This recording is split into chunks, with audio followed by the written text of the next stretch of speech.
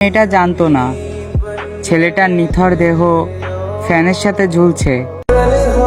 একটা ছোট গল্প বলি। একটা ছেলে একটা মেয়েকে অনেক ভালোবাসতো। হঠাৎ তাদের মধ্যে ঝগড়া হয়। ছেলেটা অনেক সরি বলে। মেয়েটা রাগ করে থাকে সারা রাত। ছেলেটা মেয়েটাকে মেসেজ দেয়, সরি বলে, কিন্তু মেয়েটা কোনো রিপ্লাই দেয় না। এভাবে সকাল 10টা বাজে। মেয়েটা ঘুম থেকে ওঠে, ছেলেটার মেসেজ দেখে।